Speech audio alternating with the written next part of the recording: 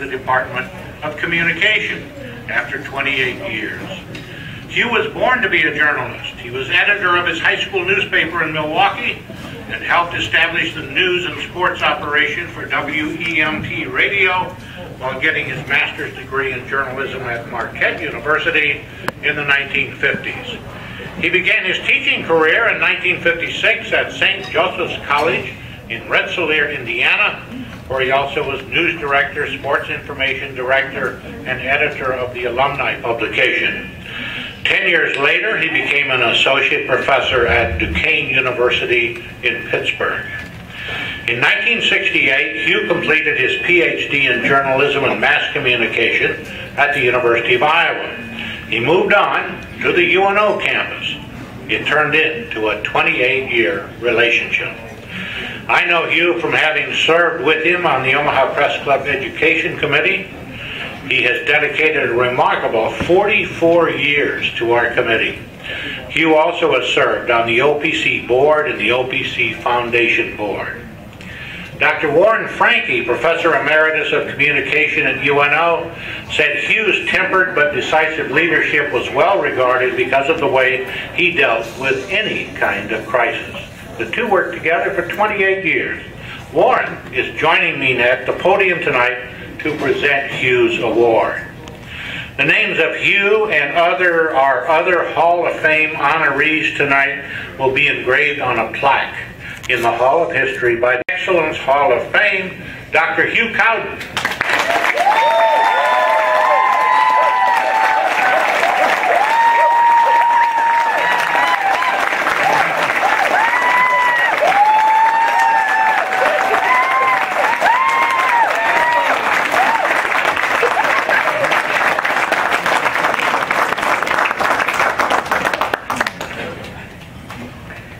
I certainly want to thank the Omaha Press Club for this award.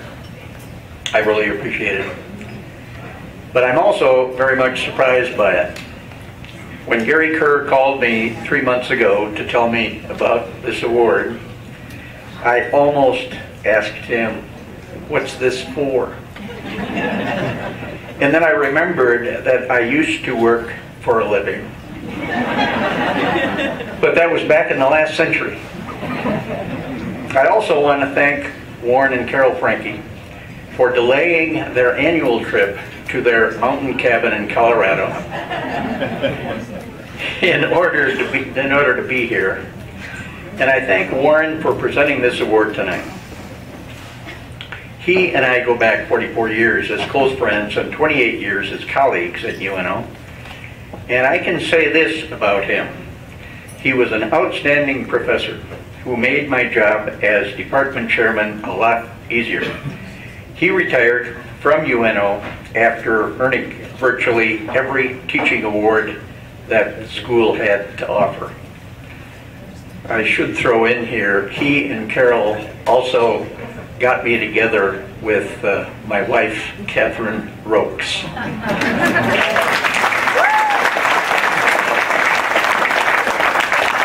Who I married 5 years ago, and she's sitting right up there, but she's very difficult to see because she's very little. I regard this award tonight to be a tribute, at least in part, to the remarkable growth of the School of Communication at UNO. When the late Jack Brillhart, a speech professor, and I conceived in the early 70s of a merger of the relatively small departments of journalism and speech, I don't think we envisioned what this school would become 40 years later. A school with more than 30 faculty members and more than 600 undergraduate and graduate students housed in the College of Communication, Fine Arts, and Media. I am proud to have had the opportunity to contribute to that growth during the department's first 20 years.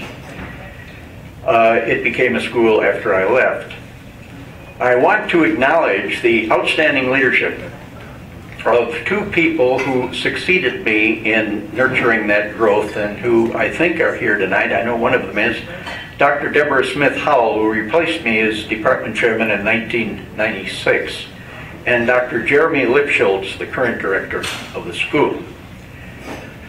I am especially proud of the hundreds of talented students who came through our programs during my 28 years at UNO. We have 3 of them who are being inducted tonight into the Press Club Hall of Fame: Rudy Smith, Roseanne Shannon, and Phil Johnson, who will be introduced, all of them, later. I want to congratulate them for their excellent work and for this honor. One final personal note. When I was a kid growing up in Milwaukee in the 1930s and 40s, my father always told us that he played shortstop for years, 100 years ago, for the old New York Giants farm system.